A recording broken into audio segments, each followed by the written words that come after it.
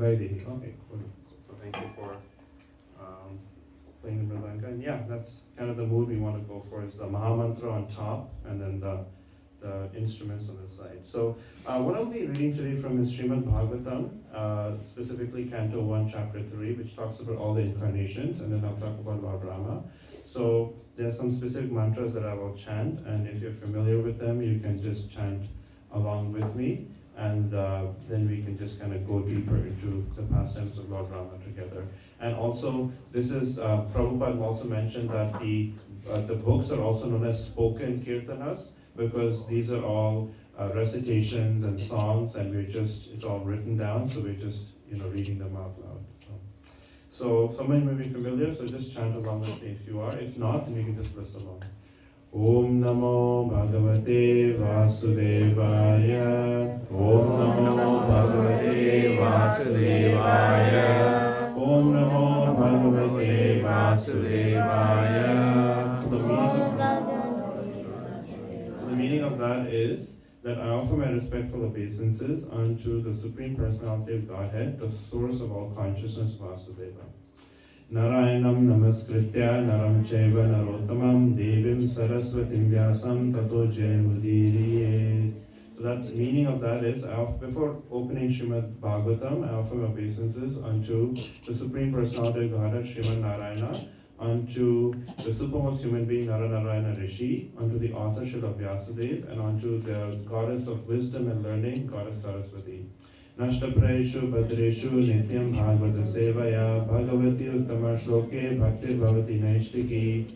By regular attendance in class of Srimad Bhagavatam and rendering service unto a pure devotee, all that is troublesome to the heart is almost completely destroyed. Therefore, loving devotional service on the Transcendental Lord, who is praised by transcendental songs, is established as an irrevocable fact.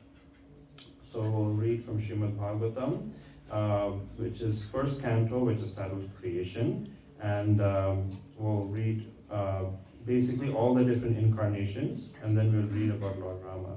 So this will be chapter 3, where it is titled, Krishna is the source of all incarnations. So it says, so I'll just read a translation. So Sutta said, in the beginning of creation, the Lord first expanded himself in the universal form of the Purusha incarnation and manifested all the ingredients of the material creation. And thus, at first, there were the creation of the 16 principles of material action. This was for the purpose of creating the material universe. As part of the Purusha lying down within the water of the universe, from the navel lake of his body sprouts a lotus stem, and from the lotus flower at top of the stem, Brahma, the master of all engineers of the universe, becomes manifest. It is believed that all the universal planetary systems are situated on the extensive body of the Purusha, but he has nothing to do with the created material ingredients. His body is eternally in spiritual existence par excellence. The devotees, with their perfect eyes, see the transcendental form of the Purusha, who has thousands of legs, thighs, arms, and faces, all extraordinary. In that body, there are thousands of heads, ears, eyes, and noses. They're decorated with thousands of helmets and glowing earrings and are adorned with garlands.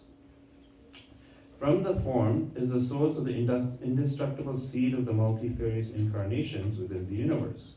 From the particles and portions of the forms, different living entities like demigods, men, and others are created. First of all, in the beginning of creation, there were 4 unmarried sons of Brahma, the Kumaras, who are being known, situated in the vow of celibacy, underwent severe austerities for the realization of the absolute truth. The supreme enjoyer of all sacrifices accepted the incarnation of a boar. And for the welfare of the earth, he lifted the earth from the nether regions of the universe. So does anybody know what this incarnation means? Varaha, yes. Okay, so in the millennium of the Rishis, the personality of Godhead accepted the 3rd incarnation in the form of Deva Rishi Narada, who is the great sage among the demigods. He collected expositions of the Vedas which deal with devotional service and which inspire non-fruitive action. In the 4th incarnation, the Lord became Nara and Narayana, the twin sons of the wife of King Dharma. He thus undertook severe austerities, exemplary penances to control the senses. The 5th incarnation, named Lord Kapila, is foremost among perfected beings.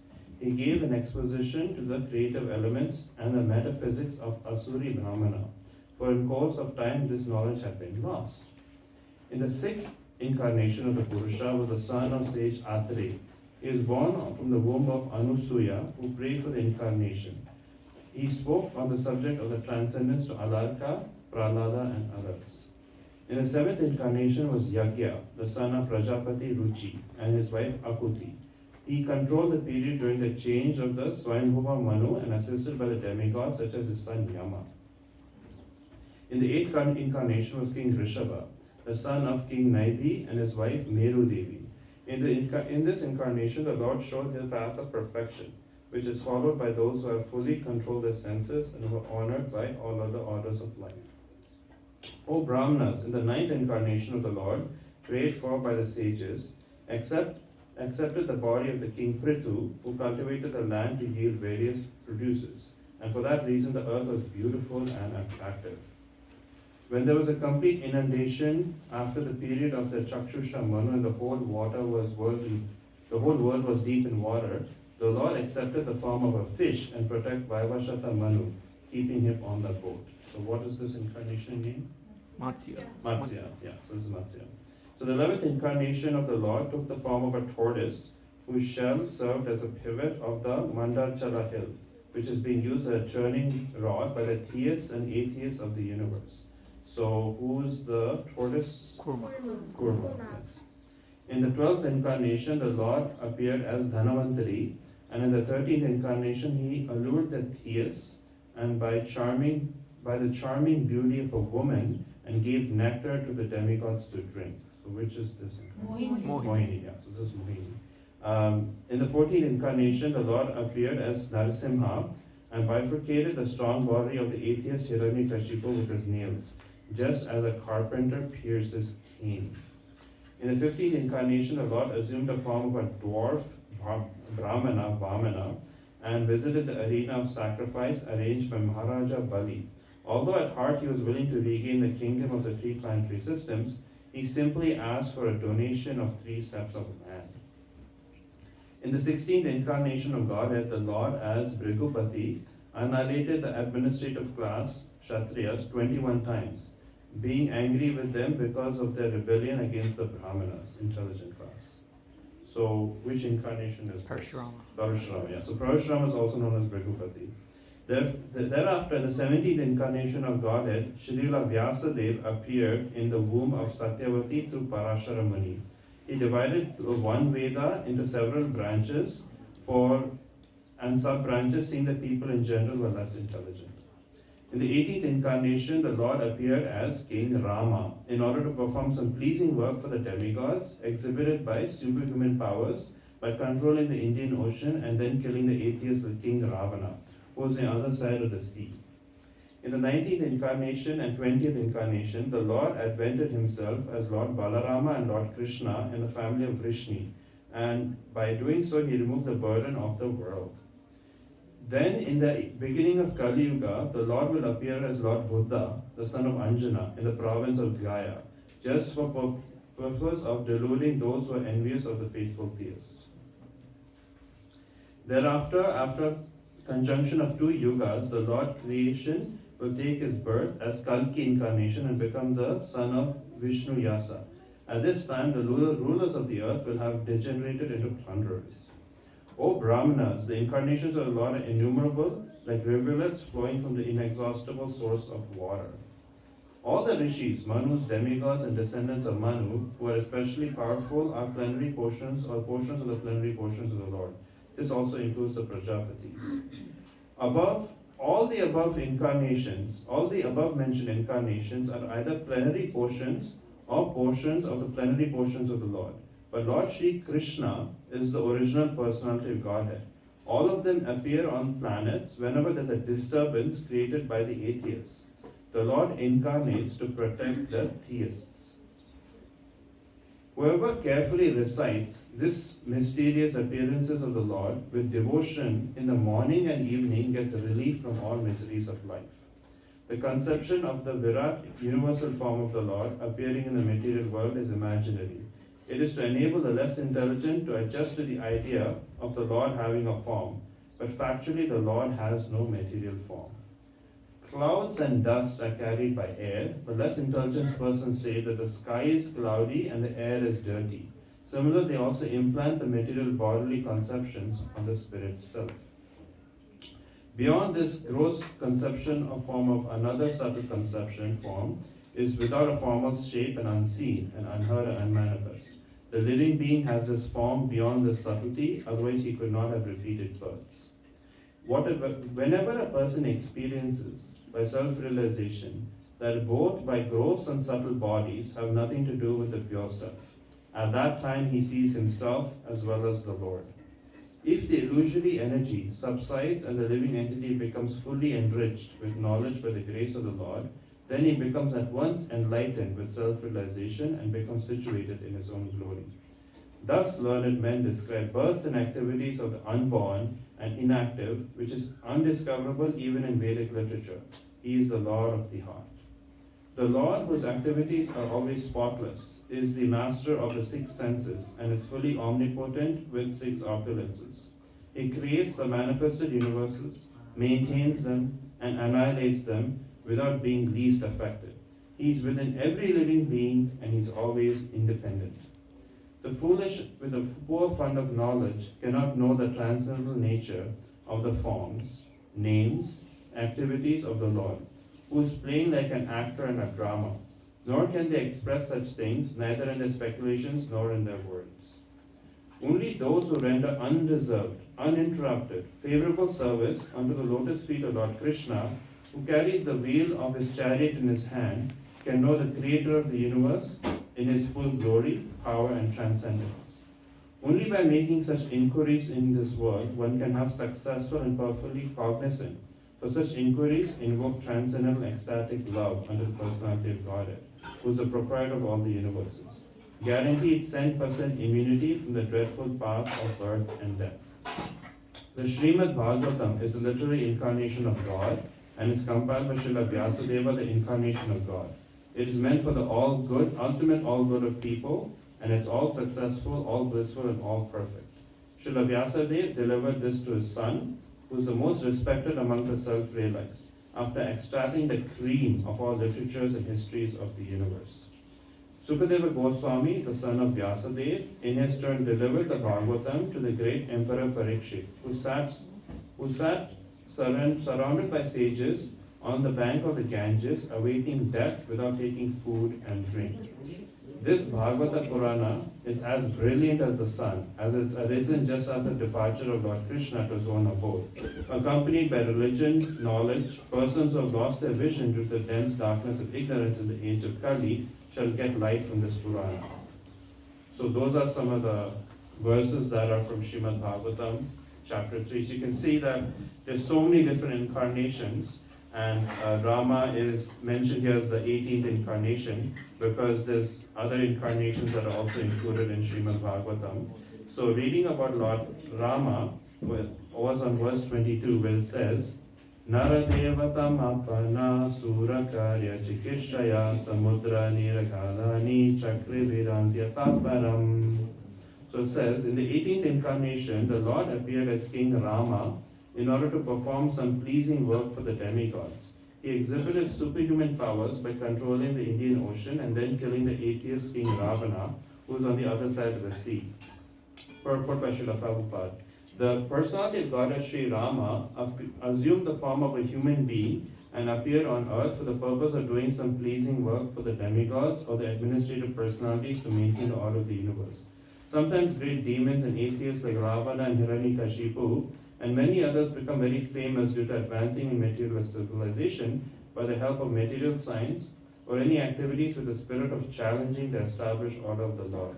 For example, the attempt to fly to other planets by material means is a challenge to the established order. The conditions of each and every planet are different, and the different classes of human beings are accommodated there for a particular purpose mentioned in the codes of the Lord. But puffed up by tiny success in material advancement, sometimes godless materialists challenge the existence of God. Ravana was one of them, and he wanted to deport ordinary men to the planet of Indra, also known as heaven, by material means without consideration of necessary qualifications. He wanted a staircase to be built directly reaching to the heavenly planet so that people may not be required to undergo the pious activities necessary to enter that planet. He also wanted to perform acts against the established rule of the Lord. He challenged the authority of Sri Rama, the personality of Godhead, and kidnapped his wife Sita. Of course, Lord Rama came to chastise this atheist, answering the prayer and desire of the demigods. He therefore took up the challenge of Ravana and the complete activity is the subject of the matter of Ramayana. Because Lord Ramachandra was the personality of Godhead, he exhibited superhuman activities which no human being, including the materially advanced Ravana, could perform. Lord Ramachandra prepared a royal road on the Indian Ocean with stones that floated on water. The modern scientists have done research in the area of weightlessness, but it's not possible to bring in weightlessness anywhere and everywhere. Because weightlessness is the creation of the Lord by which he can make gigantic planets fly and float in the air, he made stones even in this earth to be weightless and prepared a stone bridge to the sea without any supporting pillar. That is the display of the power of God. Hari Bol. Om Jnana-timirandasya Jnananjana Shalakaya Chakshurmilitam Yena Tasmai Shri Gurave Namaha. I was born in a darkness, ignorance, and the spiritual master opened my eyes with the torch of knowledge. I offer my respectful obeisances unto him.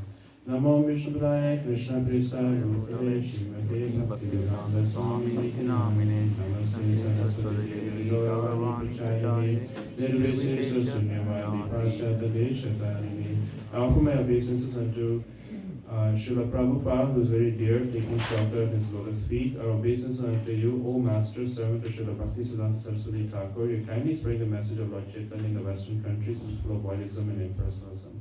Jai Shri Krishna Chaitanya Prabhu Nityananda Shri Advaita Gadadhara Shri Vasadi Gauravakamana. I offer my obeisances unto Shri Krishna Chaitanya Mahaprabhu, unto Prabhu Nityananda, and Shri Advaita Gadadhara and Shivas, and all others in the line of devotion. Hare Krishna, Krishna Krishna, Hare Hare, Hare Rama, Rama Rama, Hare Hare. So as we see here, that it's mentioned that Lord Rama appeared in the form of a human, but his complete body was a complete 100% 10% spiritual. And if we look at the whole totality of the different incarnations that I was reading from Bhagavatam, it is because of the Lord appearing in his transcendental form, but because we cannot see spirit, he has this yogamaya potency through which we can see him. So that's one of the compassionate forms of the Lord, that he appears in so many different forms, but he remains unlimited, creating, maintaining, and destroying universes. At the same time, because of his yogamaya potency, he enables us to see him. So he makes himself very accessible. And that's one of the unlimited powers of Lord Rama, Lord Krishna. Because if the Lord were just present in the spiritual world and not able to descend, then it's another limitation that he cannot appear here. Whereas the Lord can appear here, and he can maintain his complete spiritual body at the same time, and be approachable by ordinary people. So that's one of the potencies. The other thing is Ravana was mentioned as an atheist, which is quite interesting because Ravana was actually learned in the Vedas. So how do you say he's atheist? Because he was atheist. So ultimate theism is accepting the Supreme Lord as your worshipable deity.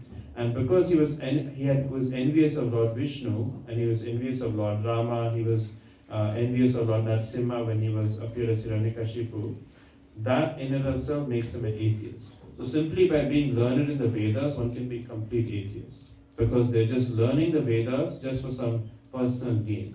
And that personal gain is going to lead you to only perpetual birth and death. So bondage, to the Sanskrit word bandhana, kind of binds you to the material world. Whether it's good karma or bad karma, it keeps you bounded. But if you do activities that are related to Lord Vishnu, because Lord Vishnu is being transcendental, it makes sure that that activity is akarma. Because you have three types of karma. You have karma, vikarma, and akarma. So karma will lead you good fruits, good results, pious activities.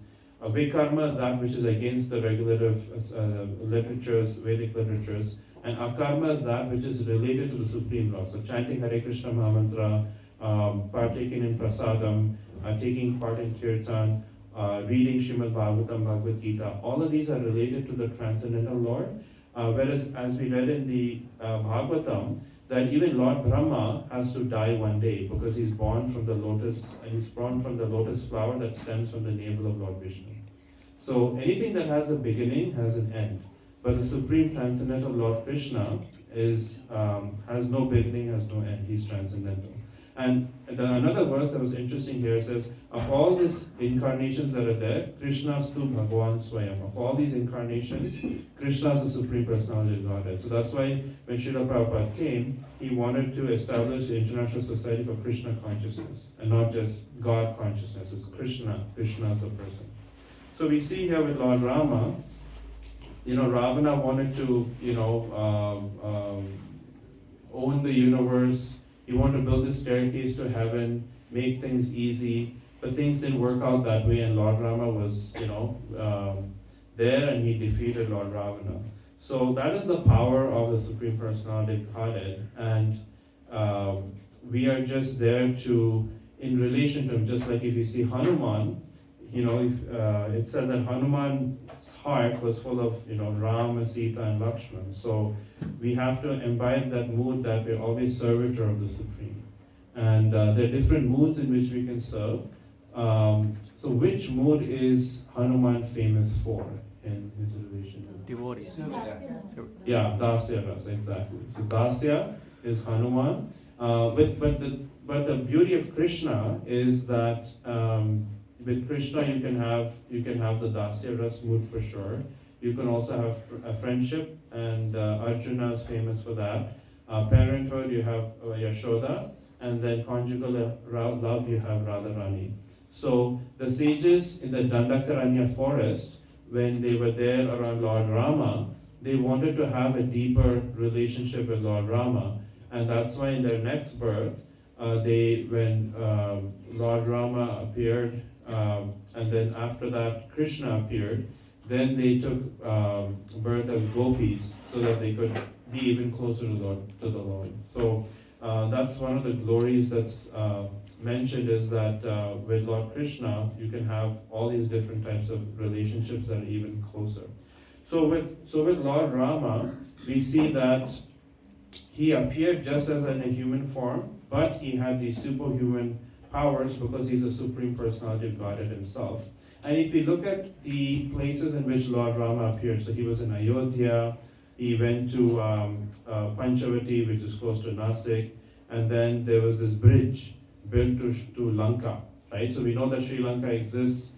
We know that there's this Rama Setu, so you can see that from NASA images, that there's this a section of 20 miles where the ocean is not as deep. So Lord Rama, even though he appeared in the previous Treta Yuga, we see that there's these evidences of Lord Rama's pastimes. But one of the problems that we see in kind of our society, and we sort of accept it, which is kind of astonishing, because when you read the Srimad Bhagavatam, it talks about the appearances, their mothers, the name of the mother, name of the father, like so much details. But then we look at Lord Rama, sometimes we may look at Lord Krishna, sometimes we may look at Narasimha Dev, and we just said, oh, this is Indian mythology, right? We commonly hear that.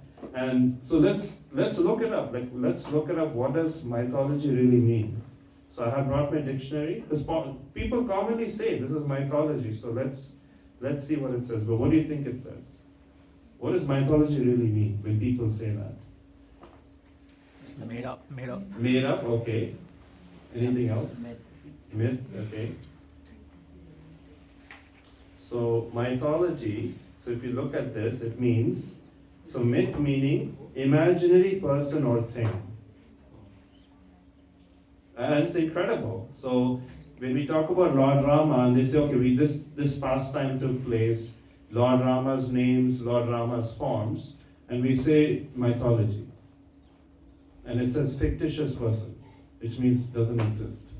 Which is, when we hear such things, it's actually not quite correct, because there's, as I read to you, there's so much evidence given that Lord Rama appeared.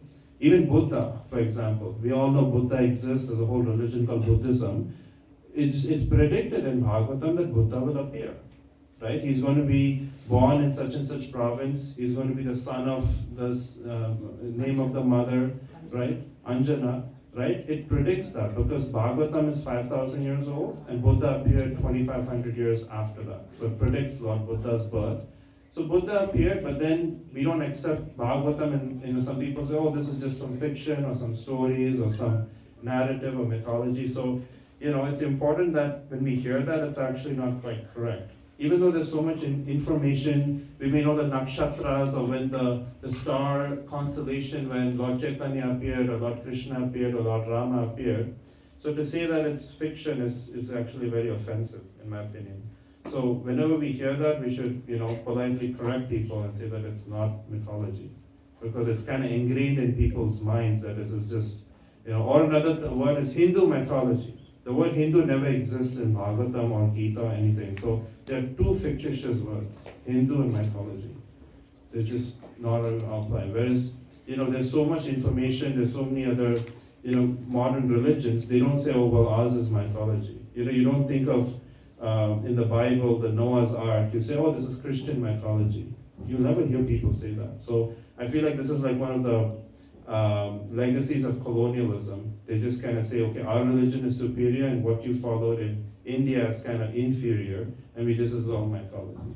So I think we should say that not only is this true, but there's archaeological evidence, there's literary evidence. If you chant the names of Krishna and Rama, you feel such bliss and happiness, and in dancing in kirtan. So there is studies that prove that all of this provides us with, peacefulness and, supreme bliss. So the best way to honor Lord Rama in our daily life is to learn about his pastimes and honor him by chanting Hare Krishna and just following the sampradaya, which is so important. And sampradaya is like, think of it as like a chain, right? And we want to preserve that tradition from generation to generation. And it's very easy and cheap for us to deviate from it, but to stick within it is very, very difficult. But it is said that, creating something's easy and destroying something's easy, but to maintain something's very difficult, right? So Lord Vishnu is in charge of maintenance, which is the most difficult part. And we as followers of Lord Vishnu want to maintain as much as possible the tradition, the teachings, and the overall mood and practices. So with Ravana, even though he was learned in the Vedas, he prayed to Lord Shiva to get these benedictions, and Lord Shiva granted him these powers. With Hiranyakashipu, he prayed and Lord Brahma granted these powers.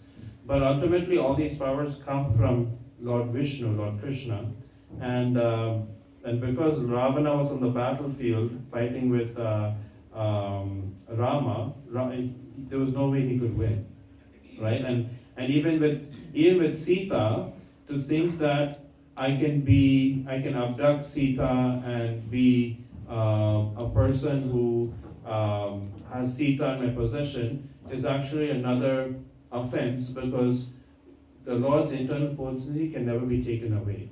And even at an attempt of thinking of that was the beginning of Ravana's defeat. But as we see in the pastimes of Lord Rama, Vibhishana, who's the cousin of Ravana, was a very saintly person. So it is possible that people who are in such a kind of negative family or negative situation, you can have complete saints. Same with Prahlada. Like Hiranyakashipu is like, the biggest evil person out there, but his son is so saintly, right? So it is completely possible that that's done. And another interesting pastime is Lord Rama and Vibhishana worshipped Lord Ranganatha, which is in Sri Rangam. So the first self-manifest deity is Lord Ranganatha, and they were carrying Lord Ranganatha from towards Lanka actually, and that's why Lord Ranganatha faces Lanka. He faces south. Usually the deities face a certain direction, usually east, right? So then this time Lord Ranganatha faces south, and Lord Rama himself worshipped that deity, and Vibhishana as well, which means that worship has been going on for so many thousands and thousands and thousands of years. So that's something that's very unique, that we have this wonderful, rich tradition of chanting mantras, engaging in such a discipline that's so ancient, with such depth of information, and the Bhagavatam is definitely like a Vedic encyclopedia. And who here has Bhagavatam at home?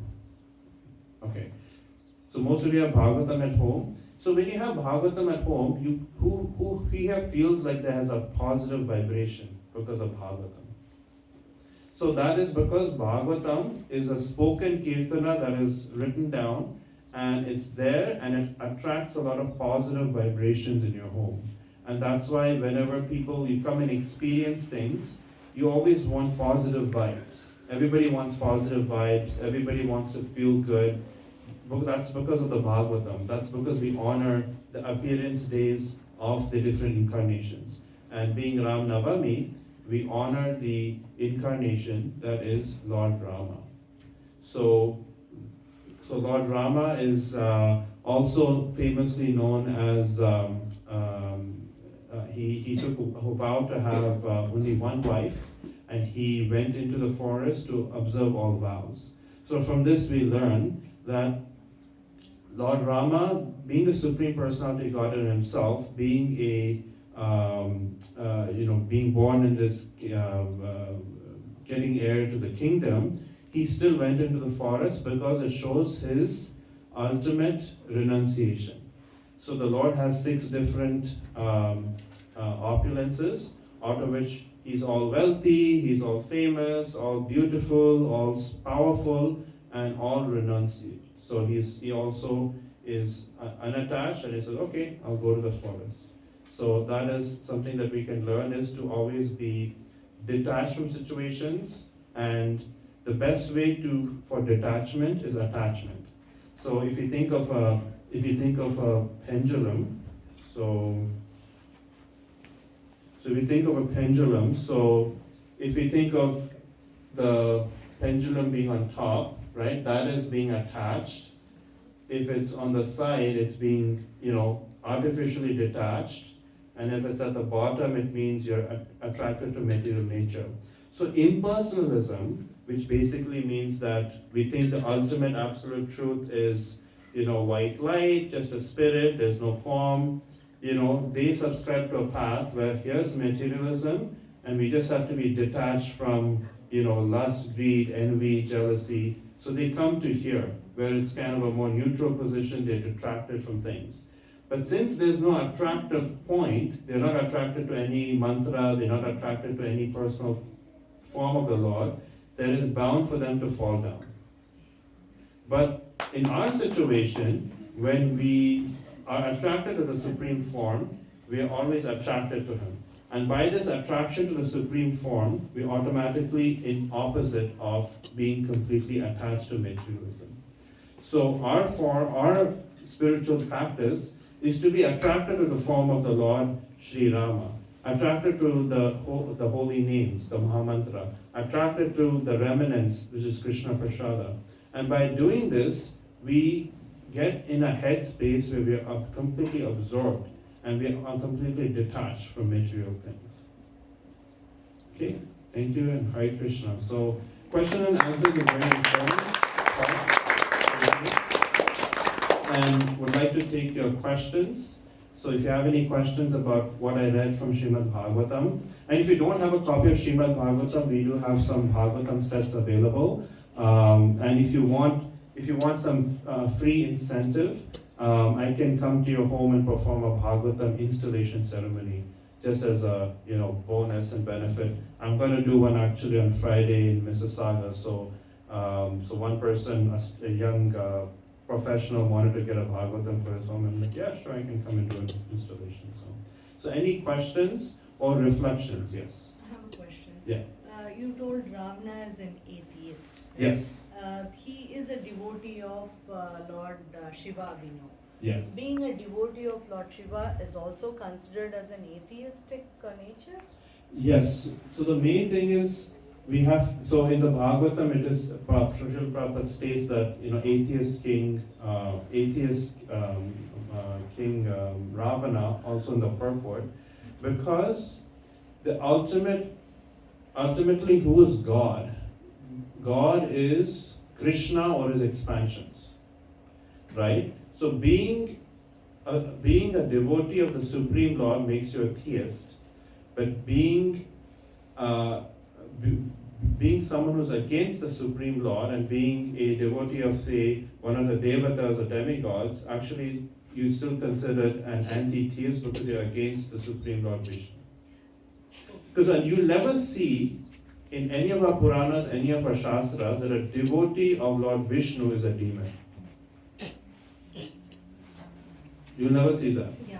Being a devotee of Lord Shiva, Mhm. if you are favorable to the practices of like Vishnu worship, Yeah. then it cannot be considered as an atheistic nature. Yes, so if you recognize that, because ultimately Lord Shiva recommends that Aradhanam Sarvesham Vishnu Aradhanam Param. Of all kinds of worship that's out there, worship of Lord Vishnu is supreme, right? And then Lord Shiva, actually if you look at Hanuman, Hanuman is actually incarnation of Lord Shiva. And Hanuman is a devotee of Lord Rama, Yeah. right? If we look at even Adi Shankaracharya, who in his Bhagavad Gita has said, Narayano Paro Vyakta. And then he also has the famous Bhaja Govinda, Bhaja Govinda. right? But then some people say, oh, Shankaracharya said that out of some sentiment. But it's actually not sentiment. It's something very factual. Because they don't want to worship Lord Vishnu.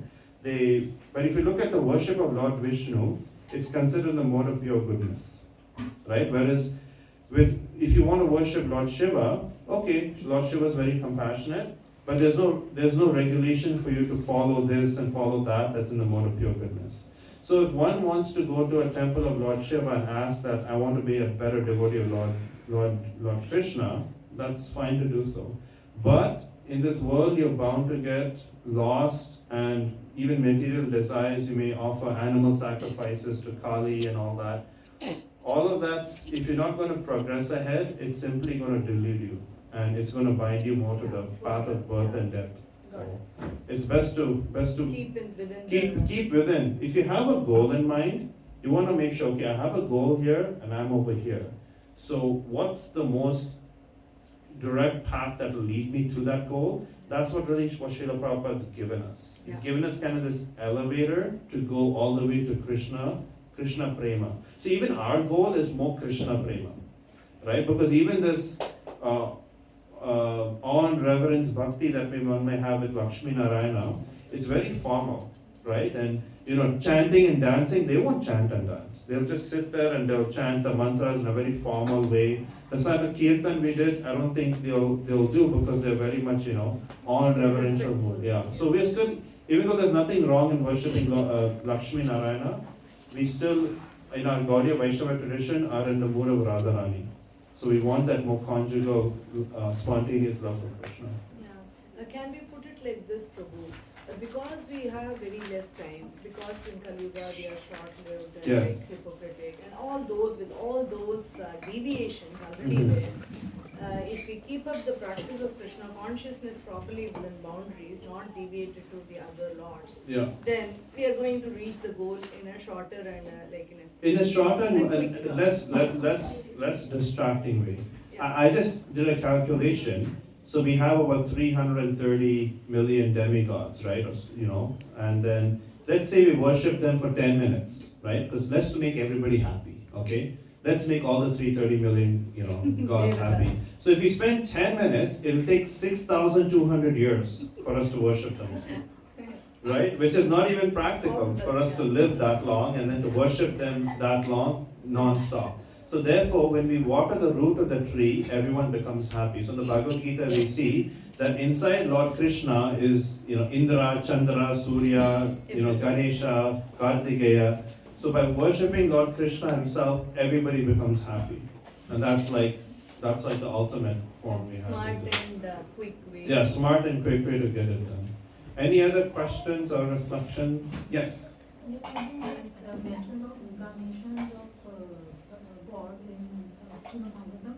So why isn't the incarnation of Chaitanya Prabhu mentioned there? Okay, so that's a good question. So there are different categories. So these are the Leela incarnations. Chaitanya Mahaprabhu is more Yuga incarnation. So he appears in Canto 11 as the Yuga incarnations are given. So Yuga means there's Satya Yuga, Treta Yuga, Dwapar Yuga, Kali Yuga. So there are 4 ages. So Chaitanya Mahaprabhu is an incarnation of that age incarnation. These are Leela incarnations, which means pastime incarnations. Then there's the Purusha incarnations, which is the Garbha Dakashai, Shira Dakashai, Karna Dakashai Vishnu. And then there's also the Guna avatars, which is Brahma, Brahma, Vishnu, and Shiva. So Brahma is in charge of mode of passion, Lord Shiva is in charge of mode of darkness, and Lord Vishnu is in charge of mode of goodness. Right? So he's the Guna avatars. And then there's also different avatars like the Shakti Avatesha avatar, which is the like Narad Muni is an example where the Lord appears in a human-like form, right? And he's not there as a full God incarnation. And that's why we primarily worship Lord Rama, Lord Narasimha, and Lord Krishna because they're Purna incarnation. They're completely full in their God. So what does Yoga incarnation mean? So Yuga incarnation means that for one particular Yuga or age, there is a deity in charge of that. The deity form of Lord Krishna in charge of that who propagates the worship that is needed to fulfill your dharma in that age. So Lord Chaitanya Mahaprabhu appears as the Yuga Dharma deity or person of the Lord, personality of Godhead, to propagate the Sankirtana movement. So it is mentioned, I believe, in Canto 11, chapter 5, I believe verse 31 to 32, that Chaitanya Mahaprabhu will appear and he will propagate this chanting of the holy name. So there's so much literary evidence to show that Chaitanya Mahaprabhu is predicted, Lord Buddha is predicted, Kalki is predicted, right? So to cast it off as, mythology is not quite right. So we have to always make sure that we are aware of all these things and we learn about it. And Yes. what does it mean of plenary portion mean? Plenary portion, yes. So plenary portion is, so Krishna is the original lamb whom you can have all relationships with. And then he expands into, Balarama, Shankarshana, Pradyumna, Aniruddha. So the portions and the plenary portion, so there's, there's Hayagriva, there is, different incarnations of the Lord. So they're known as the plenary portion. So they're the expansion of the expansions. But they're same as... They're the same, they're all Vishnu Tattva. So they're all the same, Vishnu, it's just their expansions. So the Lord expands into all these different forms, unlimited forms, right? So the original form being Krishna, as mentioned in Bhagavatam, that of all these incarnations, the supreme is Krishna.